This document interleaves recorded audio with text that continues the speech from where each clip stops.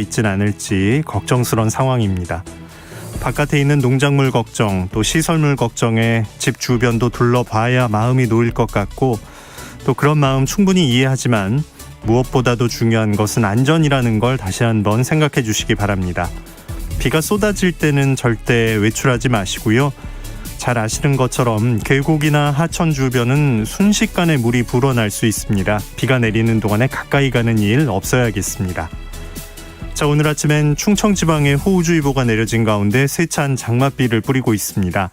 충청 이남 지방에 국지성 호우가 쏟아질 것으로 보이는데요. KBS 1라디오 함께 하시면서 기상 상황이 어떻게 변하는지를 주의 깊게 들어주시고 안전하게 보내시기 바랍니다. 7월 7일 수요일 오늘 아침 1라디오 출발합니다. 저는 아나운서 김재홍입니다.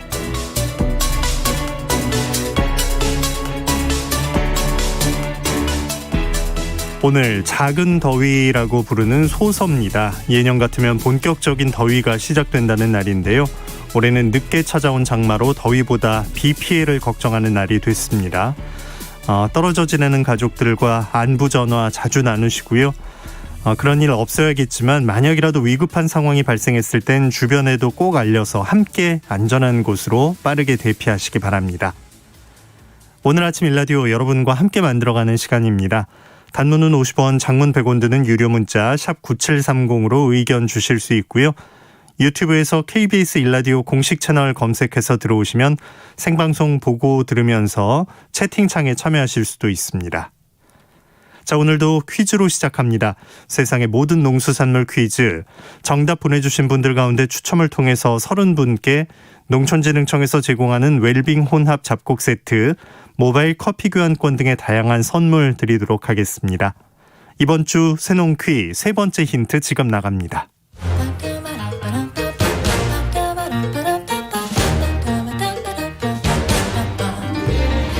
우리 땅, 우리 바다에서 자란 맛있고 건강한 우리 농수산물을 알아맞히는 세상의 모든 농수산물 퀴즈, 새농퀴. 안녕하세요. 퀴즈 내는 성우 송기원입니다. 10년 넘은 이곳은 산삼보다 낫다는 말 들어보셨습니까? 그만큼 몸에도 좋고 맛도 좋은 식재료라는 건데요. 대표적인 영양 성분으로는 사포닌이 풍부하다고 알려져 있고, 뿌리는 섬유질이 많으며 당질과 철분, 칼슘도 풍부하게 들어있습니다. 삼색나물을 마련할 때 이것이 빠질 수 없고, 비빔밥을 준비할 때도 이것이 들어가야 쌉쌀한 맛이 입맛을 돌게 하죠. 채썬 오이와 함께 매콤하고 새콤한 양념으로 무쳐도 맛있고, 껍질 그대로 썰어 잘 말린 이것은 몸에 좋고 향도 좋은 차를 우리는 재료가 되기도 합니다. 우리나라에서 재배된 이것은 워낙 품질이 우수하기로 유명해서 일본이나 홍콩, 대만 등으로 수출되기도 하는데요. 산나물 중에서도 드물게 장백과 으뜸이라는 품종이 육성되어 있기도 합니다. 몸에 좋고 맛도 좋은 우리의 이것은 무엇일까요? 정답 아시는 분들은 단문 50원, 장문 100원이 드는 유료 문자 샵 9730으로 보내주세요. 30분께 행운의 선물을 드리겠습니다.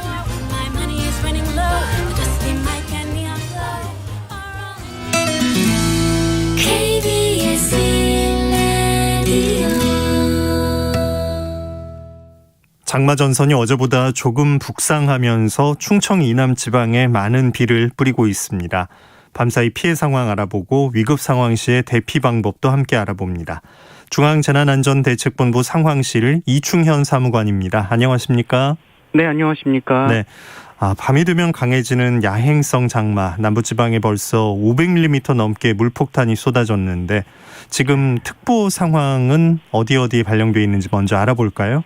네, 오늘 6시 기준 호우주의보는요, 전라북도 순창, 남원, 전주, 정읍, 임실, 김제, 부안, 고창, 장수 쪽에 내려져 있습니다. 오늘 새벽 3시부터 현재까지 강우량을 보면은 0에서 10mm 평균적으로 잡히고 있는데요. 예상 강수량 오늘 오후 3시까지 50에서 100mm, 많은 곳은 150mm까지 예상되고 있습니다. 그리고 호우주의보 8시 기준으로 발효될 예정에 있는데요. 세종, 대전, 경상북도, 충청북도, 충청남도, 북도 쪽에 특보 발효 예정 중에 있습니다. 네. 많은 비도 무섭지만 이 산사태 소식에 가슴이 철렁한데 산사태 위험 지역은 어딘가요? 네, 지금 전국적으로 산사태 위험 경보가 내려진 지역이 두 군데 이제 나눠지는데요. 그 예보, 주의보와 경보로 나눠지는데요. 지금 주의보가 내려진 곳은 광주광역시 북구, 부산광역시 강서구, 기장군, 경상남도 창원시 그리고 경남, 전남 지역 대부분이 지금 그 산사태 주의보가 내려져 있습니다. 11개 지역에 걸쳐서 주의보 내려져 있고요. 경보 내려진 지역은 전라남도 지역, 영암, 장성, 순천, 강진, 화순, 해남, 진도, 여수시 쪽에 모두 8곳에 경보가 발효된 상황입니다. 네. 어제 침수 피해 입은 곳 그 면적도 점점 늘어나고 있는데 산사태 때문에 안타까운 소식도 있었고요. 추가 피해 집계된 상황 알아볼까요? 네, 다행스럽게도 추가 인명피해 사고는 없습니다. 지금 저희가 집계하고 있는 인명피해 사고 사망자 2분인데요. 전남, 해남 그리고 말씀하신 그 광양 지역에서 각각 한 분씩 해서 2분이 사망자로 기록된 상황입니다. 이재민은 97세대 145분이고요. 이 가운데 56세대 80분이 아직 집으로 돌아가지 못하고 계십니다. 숙박시설 2곳, 마을회관 4곳, 경로당 4곳에 임시주거시설 확보해서 거주하고 계신 상황이고요. 시설 피해는 어제 6시 이후에 추가 피해는 다행히 없었습니다. 그런데 이제 그 도로 같은 경우 좀 지금 통제되고 있는 부분들이 순천에서 광주 송정 구간 가운데서 벌교 조성 사이인데요. 임시 복구를 해놓은 상태로 오늘 오전 5시 30분부터 정상 운행이 되고 있는 상황인데요. 네. 주의 운전 필요하고요. 그리고 전남 영암군 국도 23호선 토사 유실됐는데 왕복 2차로 통제되고 있습니다. 우회도로 찾아서 운행하셔야겠습니다. 그리고 오늘 6시부터 기준으로 해서 응급 복구가 다시 시작되고 있습니다. 네. 이제 장마는 중부로 올라오게 되는 건가요? 네, 그렇습니다. 지금 오늘 기준으로 보면요. 내일까지 충청권 남부지방 중심으로 강하고 많은 비가 예상되고 있습니다. 충청권 부근에서 위치한 정체전선이 오전에 남부지방, 오후에는 남해안으로 남하할 예정에 있는데요. 오늘은 전국적으로 비가 오겠고요. 특히 서해상에서 남북으로 폭이 좁고 동서로 길게 형성된 비구름대가 유입이 되는데요. 오늘 오전까지는 충청권 남부지방 중에서는 남해안을 제외한 남부지방, 오후에는 남해안을 중심으로 돌풍과 천둥, 번개를 동반한 시간당 50mm 이상의 매우 강한 비가 또 내리겠습니다. 피해가 없도록 사전에 철저히 준비하셔야겠고요. 내일 같은 경우는 정체전선에서 발달한 이 저기압 영향 때문에 전국에서 비가 오다가 그러니까 오후 6시에서 자정 기준으로 대부분 그칠 겁니다. 일부 지역은 모레 아침까지 또 이어지는 곳이 있으니까요. 미리미리 안전 확보해서 활동을 해주셔야겠습니다. 네. 끝으로 위급 상황 때 행동 요령 다시 한번 강조해 주신다면요. 네, 하천과 지하도 저지대 침수 지역 같은 경우 또 침수 피해 입을 수 있는 지역입니다. 우회하셔야 되겠고요. 네. 농수로나 저수지, 범람 또 급류도 위험이 도사리고 있는데요. 논둑에 물꼬를 트겠다고 혼자 나가시는 경우가 꼭 있거든요. 이 부분에 절대 혼자 나가시면 안 되고 이동 동선 주변에 꼭 알리시면 좋겠고요. 침수 지역의 감전사고, 자동차 시동 꺼짐으로 또 멈춰서 구조받는 일들이 왕왕 일어나고 있는데요. 네. 특히 또 주의하셔야겠습니다. 그리고 신고하는 방법 한 번 더 말씀드리는데요. 위험 상황이다 판단되실 때 생명의 위험을 주는 상황이다 판단되시면 국번 없이 119 소방구조대 도움 받으셔야겠고요. 그 이외에 도움이 필요하시다, 궁금하시다 싶으면은 정보민원콜센터 110번 이용해서 문의 받으시면 도움 활용하실 수 있습니다. 네. 중앙재난안전대책본부 상황실 이충현 사무관이었습니다. 말씀 고맙습니다. 네, 감사합니다.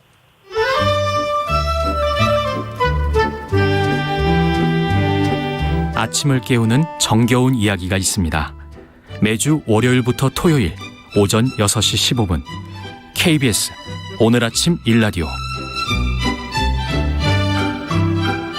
수요일 해외 농업 소식 알아봅니다. 조윤주 외신캐스터와 함께합니다. 안녕하십니까? 네, 안녕하세요. 네, 자 코로나19 이후에 일부 국가들에서 주식으로 삼는 작물 공급에 좀 차질이 빚어지고 있다고요? 네, 맞습니다. 이렇게 글로벌 식량 가격이 오르면서 아르헨티나의 쇠고기, 러시아 파스타, 나이지리아 쌀놀이 등 세계 각국의 주식 공급에도 차질이 빚어지고 있다고 미국의 워싱턴 포스트가 보도했습니다. 식량 가격 상승 요인은요, 중국발 수요가 크게 늘어난 것, 또 유가가 요즘 또 많이 오른 부분도 있고요.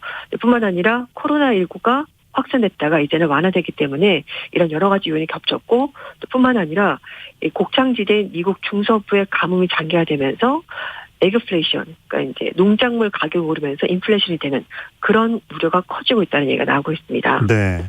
어떤 품목들이 어느 정도 오른 건가요? 네, 그 아르헨티나 쇠고기 진흥 기구에 따르면은요, 최근 1년 사이에 아르헨티나의 그 소갈비 킬로그램당 가격이 90% 이상 급등했습니다. 지난 1월 달에 아르헨티나 육류업계는 국민 1인당 연간 육류 소비량이 1956년 기록한 최고치의 절반에도 미치지 못하는 사상 최저인 49.7kg까지 크게 떨어졌다고 전했습니다. 가격 급등에 따른 육류 소비 감소가 아르헨티나 대표 요리인 아사도 바베큐를 위협할 정도로 큰이라고 하는데요. 아르헨티나 정부가 그래서 한 달 동안 중국 등 해외 수출을 중단한 극단적인 조치까지 취하기도 했습니다. 네. 그리고 세계 최대 밀 생산국 중 하나인 러시아에서도 파스타 가격 상승이 문제가 되고 있는데요. 블라디미르 푸틴 러시아 대통령이 작년 12월 달에 국무회의에서 경제가 어렵던 부소련 시절에 먹던 해군식 파스타를 언급하면서 이렇게 많이 수확하면서 가격이 오른 것 용납할 수 없다 이렇게 주장했는데 러시아 국내 파스타 가격이 10% 넘게 오른 상황이었다고 합니다.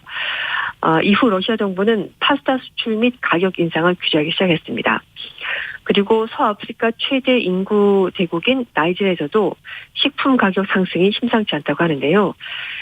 S&P 인텔리전스에 따르면 지난 3월 졸로프 지수가 지난해 같은 기간보다 약 7.8% 정도 올랐다고 합니다. 졸로프 지수는 서아프리카의 대표적인 주식인 쌀류에 들어가는 식자재 가격 추이를 수치한 건데요. 세계은행은 식량 가격 상승이 나이지리아의 700만 명을 빈곤 상태에 놓이게 할 수 있다라면서 경고했습니다. 세계 식량 가격 지수라는 게 있죠. 최근의 추이는 어떤가요? 6월 초에 유엔 식량농업기구가 발표한 5월 세계 식량 가격 지수를 보면 작년 같은 기간보다 무려 40% 급등하면서 127.1을 기록했습니다.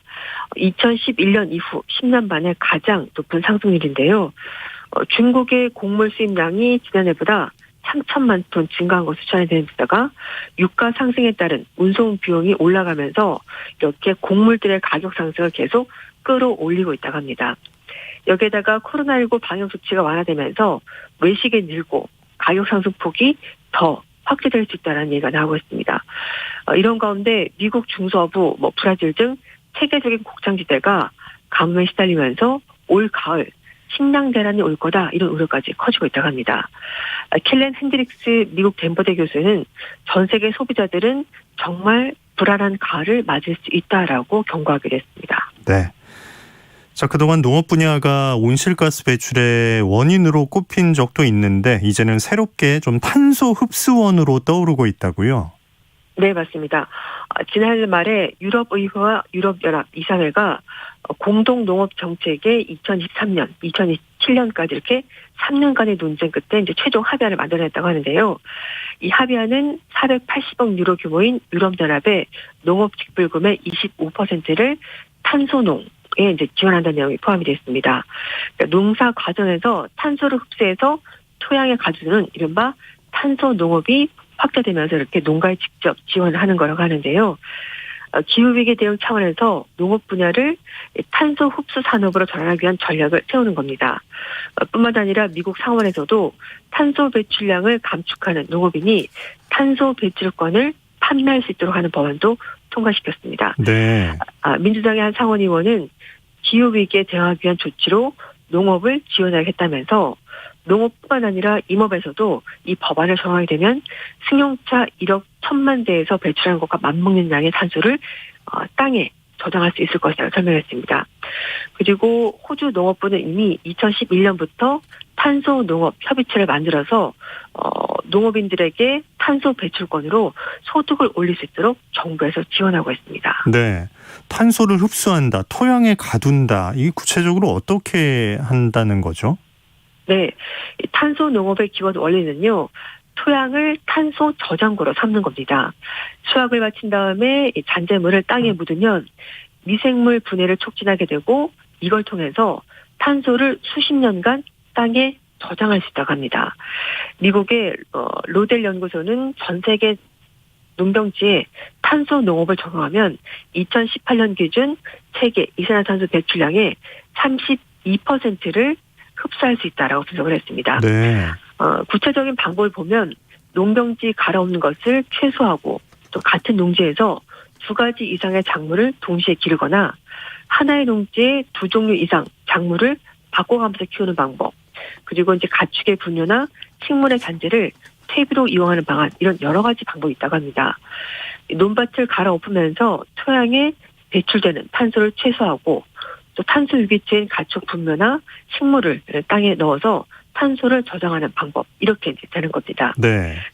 탄소 농업을 확대하기 위해서는요, 민관이 노력을 같이 합쳐야 된다고 하는데, 유엔 식량 농업기구는 탄소 농업을 기후 스마트 농업이다라고 이제 개념을 밝히면서 탄소 저장 농법을 확대하고 있습니다. 뿐만 아니라 미국의 의류기업인 파타고니아는 재생유기 농업이라는 이름으로 탄소 농업을 현재 적극적으로 알리고 있습니다. 네. 자, 사진 한 장이 또 전 세계인들을 좀 놀라게 했는데 미국에서 양식 조개가 폐사한 장면이 있었어요. 네, 맞습니다. 요즘 북반구는 50도가 넘는 폭염의 기승을 부리고 있는데요. 이렇게 50도가 넘는 폭염이 북미 지역을 닥쳤고 양식장에서 양식되던 조개 수백 마리가 폐사했습니다. 마치 무슨 조개 요리를 한 것처럼 조개들이 다 입을 벌린 채 죽어있는 모습인데요. 워싱턴주 릴리버프에 있는 해산물 전문 식당의 한 관계자는 조개 양식장의 모습을 얼마 전에 자신의 페이스북을 통해서 알리는데, 식당 측은 폭염이 해변에 어느 정도 영향을 미치는지 궁금해해서 그런 사람들을 위해서 사진을 직접 올린 거다, 이렇게 해명했다고 합니다. 릴리워프는 워싱턴주 주요 도시인 시애틀에서 직선 거리로 약 50km 떨어진 곳이라고 하는데요. 공개된 사진을 보면 쉽게 가늠하기 어려운 정말 많은 숫자의 조개가 폐사한 모습입니다. 폐사한 조개 가운데 상당수가 입을 벌리고 있는데요. 폭염 때문에 열이 가해지면서 이렇게 입을 벌린 채 조개가 폐사한 것으로 보입니다. 식당 측은 다른 양식장을 운영 중인 북부 해안은 아직까지는 수온이 낮아서 괜찮지만 후두 운하는 썰물과 폭염이 겹치면서 이런 일이 벌어진 것 같다고 설명했습니다. 식당 측은 앞으로 상황을 개선하고 싶다면 기후변에 대해서 정치인들까지 좀 직접 나서서 이 문제를 다뤄달라라고 이제 이렇게 얘기를 하고 있습니다. 북미 지역은 연이은 폭염으로 사망자까지 속출하고 있는데요. 지난달 말 이후 캐나다, 브리티시 컬럼비아주에서 무려 700여 명의 돌연사했고요. 미국의 오리건주에서도 95명이 목숨을 잃었고 후두 운하가 있는 워싱턴주에서도 지금까지 30명이 사망했습니다. 네, 해외 농업 소식 외신캐스터 조윤주 씨와 함께했습니다. 고맙습니다. 감사합니다.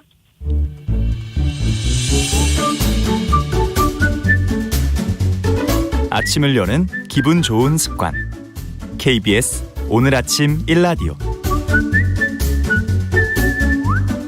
어제 전남 광양시 진상면에서 일어난 산사태로 매몰된 주민이 숨지는 사고가 있었습니다. 지난해 폭우로 사망한 42명 중 23명이 산사태 희생자였는데요. 폭우로 야기되는 산사태, 인명피해가 잦은 대표적인 재해입니다. 야행성 폭우가 잦을 것으로 예보된 이번 장마, 산사태 대비는 어떻게 되고 있는지, 사고를 막기 위해서 필요한 대책은 뭔지 짚어봅니다. 이수곤 전 서울시립대 토목공학과 교수 전화 연결합니다. 안녕하십니까, 교수님? 네, 안녕하세요. 네, 네네. 어제 광양 산사태 현장에 다녀오셨다고 하는데 그 현장은 어땠습니까?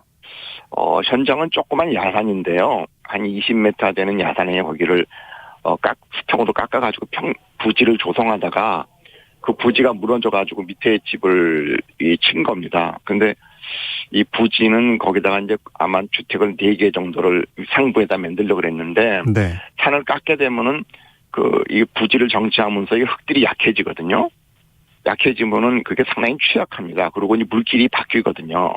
근데 그러면 거기에 지질이나 지형에 맞게끔 충분히 보강공사하고 배수공사를 해야 되는데 그거를 제대로 안 한 것 같습니다. 그러니까 사실은 밑에 주택이 있으면 이게 무너지면 큰일 나니까 상당히 정밀한 조사를 해가지고 공학적으로 수치 계산도 해가지고 이렇게 해야 되는데 네. 그냥 경험적으로 이렇게 않습니다. 그러니까 그게 임도나 뭐 이렇게 그냥 일률적으로 경험적으로 하는 거지 이렇게 뭐 밑에가 무너지면은 주택이 있는 그렇게 하면 안 되는 겁니다. 보강을 충분히 하지 않았기 때문에 아래에 있는 집들이 이제 피해를 입은 건데 네네. 소방당국이 조사를 진행 중이죠. 네네. 근데 이런 경우가 왜 이렇게 되냐 하면요. 이게 위에는 주택을 짓는 집이거든요. 주택을 지으니까 주택법에 영향을 받습니다. 근데 주택은 주택 짓는 게 주고 이게 부지 조성하고 이거는 토목이거든요. 옹벽하는 거요. 네. 그러니까 그거는 보조공사기 때문에 상당히 돈을 최소화하려고 그럽니다. 그러니까 상당히 정밀도가 아무래도 떨어지죠. 건축이 주기 때문에. 네, 그런 것 때문에 그런 문제가 발생하는 겁니다. 그러니까 돈 때문에 그렇습니다. 결론적으로. 우리가 토목 기술은 세계적인 기술인데 실제적으로 돈을 너무 아끼려고 그런다. 건물만 이쁘게 지려고 그러지 이 부지 종리 토목공사가 상당히 허술합니다. 그 점을 좀 뼈아프게 받아들여야겠네요, 이번에.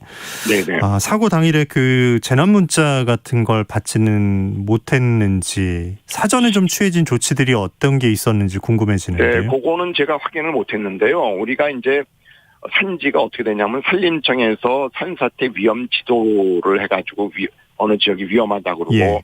또 우리나라 전국적으로 한 26,000개의 산사태 취약 지역이 있습니다. 위험한 지역을. 근데 그런 것들은 산림청에서 관리하는 거는 자연적인 산사태를 관리하는데 네. 요번에 무너지는 거는 토목공사가 무너지는 즉 인위적인 산사태거든요. 인위적인 산사태는 또 어디서 관리하냐면 행정안전부에서 전국적으로 급경사질 해가지고 한 14,000개를 하는데 그 산림청의 산사태 취약 지역도 안 들어가 있고 행정안전부의 그 급경사 지역에도 들어가 있지 않습니다. 그러니까 위험하지 이렇게 정부에서 관리하지 않은 데서 무너져가지고 인명 표현하는 경우가 우리나라 상당히 많습니다. 한 70-80%가 실제로 인명사가 넘는 경우가 정부에서 관리 사각지대에 있습니다.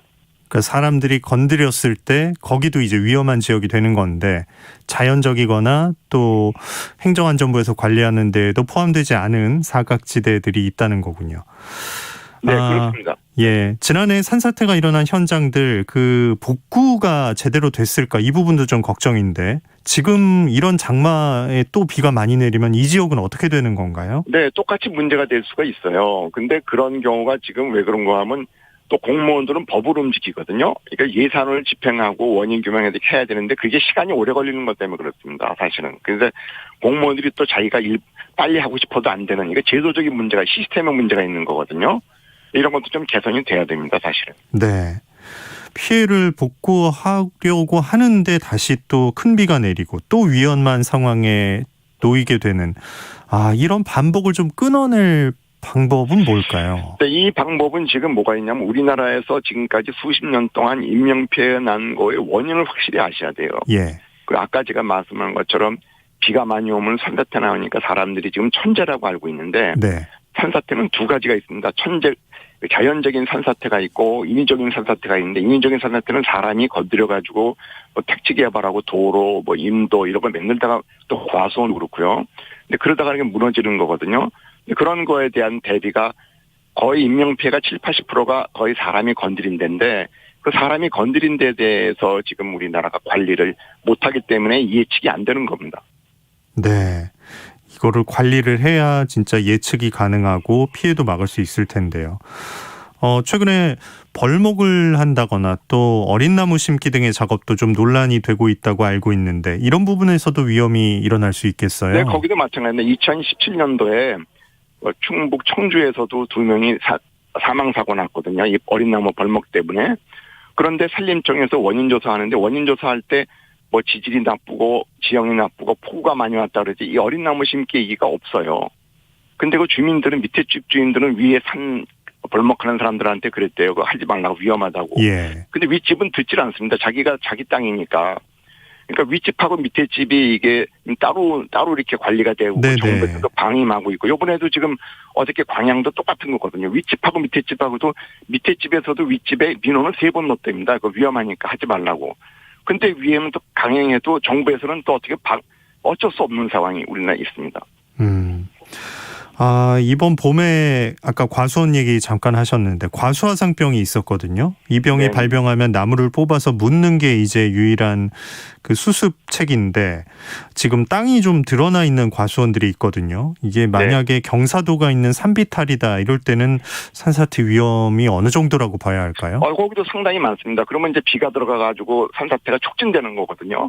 그러면 밑에 민가가 있으면은 그 민가가 산 쪽으로 한 이미 2, 3m 정도의 높이의 철근 콘크리트 옹벽을 해가지고 무너지는 걸 막는 게 중요합니다. 지금 어떤 벌목도 있지만 태양광도 많이 있거든요. 사실 태양광 지역도 가보면은 지금 어저께 지금 광양에서 그 무너진 그러한 지금 석축으로 쌓아놓은 경우가 상당히 많아요. 네. 그런 경우도 밑에가 위험하기 때문에 거기는 사람을 대피시키든지 아니면은 2m의 철근 콘크리트 옹벽을 해가지고 산사태가 나더라도 매몰되지 않도록 그렇게 해야 되는 겁니다. 사실은 어떻게 광양도 밑에가 보호 옹벽이 있으면 되는데 그 보호벽이 없습니다.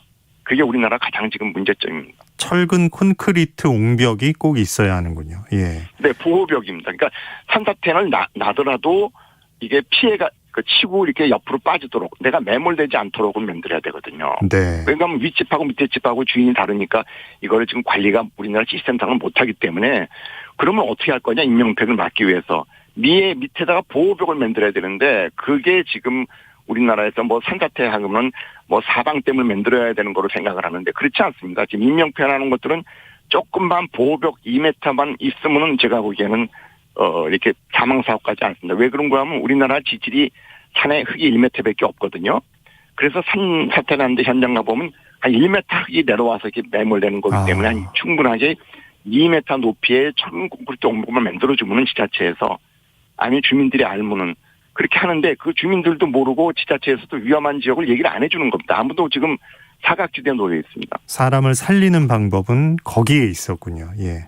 네, 우리가 산사태를 막자는 게 아니고 산사태 피해를 줄이자는 얘기입니다. 네. 그런 쪽으로 지금 예방 쪽으로 가야지 복구해가지고 복구가 늦어지고 그러니까 지금 복구 위주로 갈 수밖에 없는 우리나라 지금 시스템입니다. 그러니까 그게 지금 사전 예방 쪽으로 가야 되는데 예방이 지금 하려면은 산 위에는 산림청, 산중토군, 국토부, 산 밑에는 지자체 이게 산사태는 위에서부터 내려오니까 여러 통합을 관리해야 되거든요. 관리 안 하면 예방이 안 됩니다. 지금 따로따로 노니까요. 네. 그게 지금 하려면 그게 여러 부처가 좀 관련되기 때문에 그러면 국무총리 산하에 이게 만들어져 가지고 이거 통합 관리해야 되거든요. 그렇지 않으면 이거는 끊임없이 반복될 수밖에 없고 지금 태양광이나 지금 벌목 어린 나무 심기 하는 것들은 지금 너무 많습니다. 그것도 제가 밑에 민가가 있는 거 없는 거 관계없이 막 지금 공사하는데 아마 수십 년 동안 이게 문제가 될 겁니다. 예. 산사태라는 단어만 놓고 보면 아까 얘기해 주신 진짜 몇만 곳을 이렇게 주시하고 있다, 관리하고 있다는 생각은 드는데 이게 시스템이 통합이 안 돼 있다는 게 걱정이네요.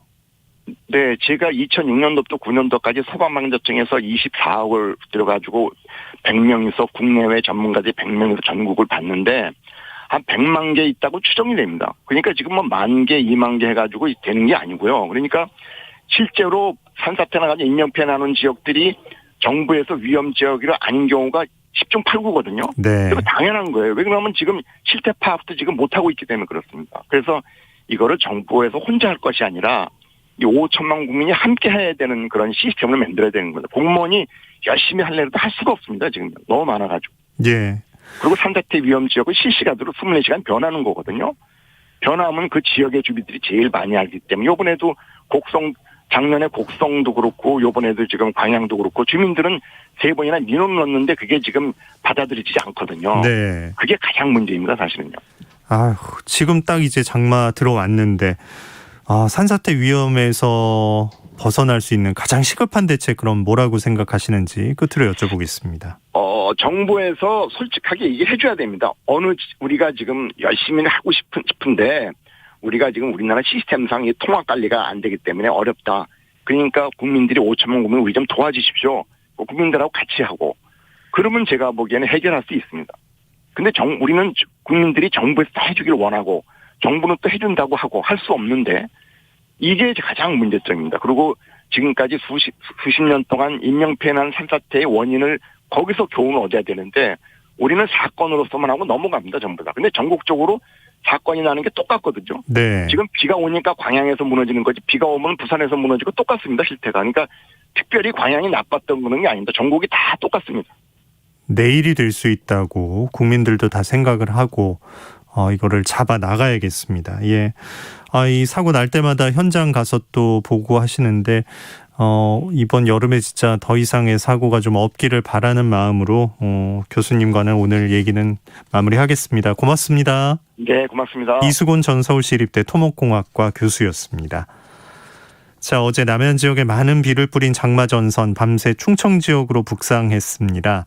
비구름은 지금 충청과 경북 내륙 지역을 지나고 있는데요. 호우주의보가 이 지역에 내려져 있습니다. 많은 비가 내려서 지반이 약해져 있습니다. 산사태 등의 추가 피해도 걱정이 되는데요. 시간당 50mm 안팎의 폭우가 예상되는 충청과 남부지방 각별한 주의가 필요하겠습니다. 비가 많이 내릴 때 개울가나 하천변, 계곡, 해안가 등에 가까이 가시면 안 되겠습니다. 침수 지역 또 대피 권고를 받았을 경우에도 신속하게 주변에 알리고 함께 안전한 곳으로 곧바로 대피하시기 바랍니다. 또 공사장이나 전신주, 지하, 축대, 옹벽 담장 곁도 위험 지역입니다. 근처에 가지 마시고요. 농촌 지역에선 농작물 또 시설물 피해 발생하지 않게 배수로 정비 등은 철저히 하시되 비가 쏟아지거나 바람이 강할 때는 야외에 나가거나 작업을 해서는 안 되겠습니다.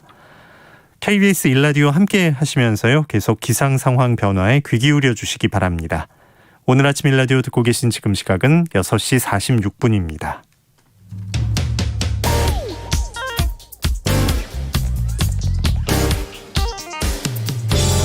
오늘 아침 뉴스 브리핑 정상근 기자와 함께합니다. 안녕하십니까? 안녕하십니까? 네, 자 코로나 얘기로 시작을 합니다. 이 확진자 수가 어제 벌써 일일 1,000명을 넘어서 있는 상황인 거죠? 네, 그렇습니다. 이미 어제 오후 6시 기준으로 코로나19 신규 확진자가 1,000명이 넘게 집계가 된 상황입니다. 3차 대유행의 꼭대기였던 지난해 말과 올해 초 사이에 1,000명대가 나온 적이 있었는데 반년 만에 다시 4자릿수 확진자가 나올 것이 분명합니다. 한 1,200명까지 나올 수 있다라는 예측이 나오고 있고요. 현재 유행을 주도하는 것은 수도권으로 이 서울에서만 확진자가 500명이 넘게 나왔고요. 이 경기도 역시 300명 넘게 나왔습니다. 특히 서울 강남구 삼성동 현대백화점에서 50명 가까이 확진자가 나왔고 인천의 한 초등학교에서는 26명이 확진 판정을 받았습니다. 지금 확진자 상당수가 활동량이 많은 20, 30대 젊은 층이고 그 확진자 2명 중 1명에게서 변이 바이러스가 확인되고 있기 때문에 4차 유행이 상당히 우려되는 상황인데요. 수도권에 한해 한 주 연장됐던 현행 거리두기는 오늘로 끝나는데 하루 새 상황이 크게 악화되면서 오히려 수도권은 3단계로 격상 가능성이 높은 상황입니다. 정부는 이와 함께 방역 지침 위반에 대한 처벌을 강화할 예정인데요.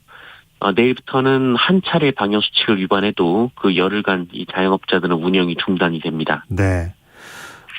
우리가 이스라엘 정부와 백신을 교환한다고 하는데 어떤 방식이 되는 겁니까? 네, 정부는 이스라엘에서 백신을 빌려와서 일단 접종 공백을 채우고 우리가 확보한 백신을 나중에 갚는 이 백신 교환 계약을 맺었습니다. 이 화이자 백신 70만 회분인데요.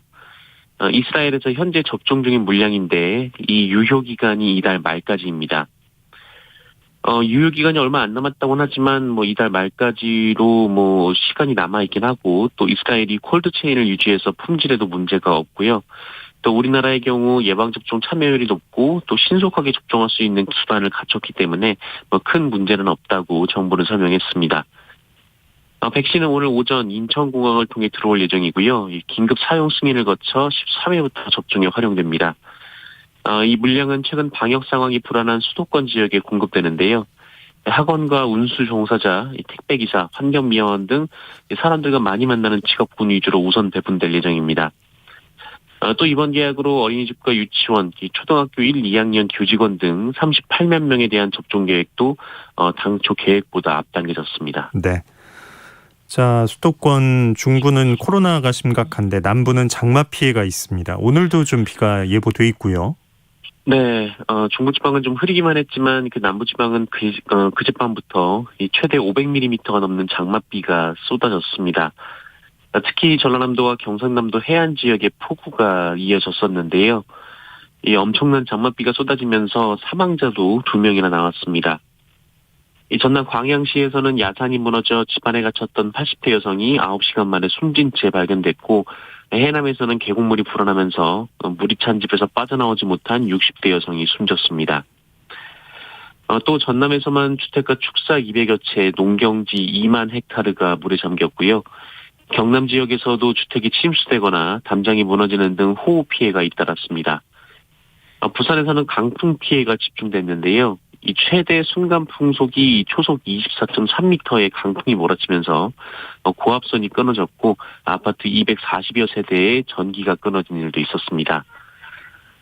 비는 오늘 전국으로 확대되는데요. 이 남부지방에는 최대 200mm 넘게 더 쏟아지는 곳도 있겠습니다. 특히 벼락과 돌풍을 동반한 시간당 50mm 이상의 매우 강한 비가 내리는 곳도 있을 것으로 보이고요. 충청과 경북 북부, 제주도 한지에도 한 30에서 80mm, 그리고 수도권과 강원도, 제주도에는 5에서 30mm의 비가 예보가 된 상황입니다. 네. 자, 더불어민주당 송영길 대표의 발언을 두고 당내 인사들이 좀 반발하고 있다고요?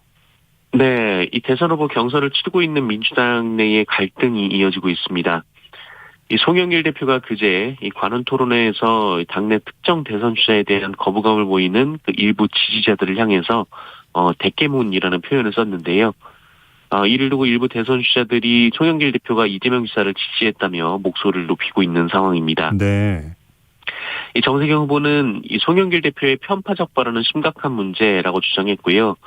이낙연 후보는 송영길 대표가 좀 더 신중했으면 좋겠다라고 말했는데, 이 최재성 전 전무수석도 이 당대표가 최대 리스크라면서 이 송영길 대표를 강하게 비판하기도 했습니다. 이재명 후보는 이재명 후보대로 이 다른 후보들의 네거티브가 심각한 수준이라며 우려하고 있는데요. 이재명 후보는 마녀사냥 같은 느낌이 조금 들기도 했다라면서도 그것도 경쟁의 한 부분으로 수용해야 한다라는 입장을 밝혔습니다. 네. 윤석열 전 검찰총장은 민심 청취 중이라고요? 네, 윤석열 전 총장은 어제 윤석열이 듣습니다라는 이름으로 민생 행보를 시작했다고 밝혔습니다. 이 첫 일정은 국립대정현충원 현충탑 참배였는데요. 이후 천안함 46용사, 한주호 주님 묘소, 연평해정 전사자 묘역 등을 차례로 참배했습니다. 윤석열 전 총장은 그 공정과 상식으로 나라를 바로 세워서 국민과 후손이 행복하게 살 수 있는 미래를 만들겠다라고 밝혔습니다. 또 충청권을 방문한 자리에서 이 본인의 조상들이 충청에서 살았다며 뿌리가 충청이라고 강조하기도 했고요. 이 카이스트를 방문해 원자력 전공자들을 만나서 현 정부에서 추진한 이 탈원전 정책에 대한 비판과 또 청년 정책에 대한 불만을 강조했습니다. 다만 윤석열 전 총장은 나머지 민감한 이슈에 대해서는 답변을 피했고요. 또 이런 가운데 윤석열 전 총장이 오늘 이 김종인 전 국민의힘 비상대책위원장과 만난다는 보도도 나왔지만 김종인 전 위원장이 이를 부인하는 상황도 벌어졌습니다. 네. 고 김홍영 검사를 폭행하고 괴롭힌 부장검사 징역 1년을 선고받았네요. 네, 고인이 사망한 지 5년 만에 징역 1년의 실형이 김대현 전 부장검사에게 선고가 됐습니다. 다만 서울중앙지법은 증거인멸과 도주 우려가 없다고 판단해서 이 법정 구속을 하진 않았습니다. 이 가해자인 김대현 전 부장검사는 자신의 폭력을 격려라고 주장했는데요. 이 법원은 김홍영 검사가 생전 가해자에게 당한 폭력을 하나하나 열거하면서 이 폭력은 격려가 아니다라고 판결했습니다. 재판부는 또한 김홍영 검사가 폭행을 당하는 모습을 본 목격자가 자괴감을 느꼈다는 증언을 했다면서 이 폭행이 누군가를 지도할 목적이었는지도 의문이다라고 판결을 했습니다.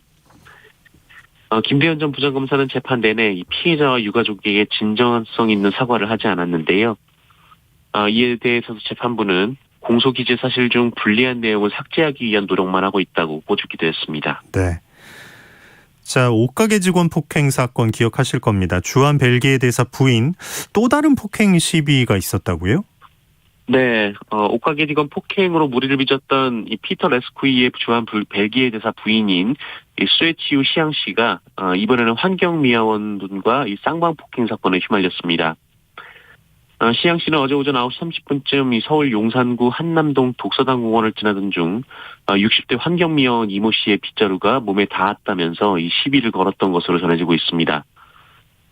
이후 시양 씨는 이 이모 씨의 뺨을 친 것으로 알려졌는데요. 이에 격분한 이모 씨가 시양 씨를 밀쳤고 시양 씨가 넘어졌습니다. 그리고 이모 씨가 시양 씨를 이렇게 세우려고 했는데 다시 뺨을 때렸다라고 이모 씨가 주장을 하고 있는데요. 결국 쌍방 폭행으로 처리가 됐고 두 사람 모두 처벌을 원치 않아서 사건은 종결이 됐습니다.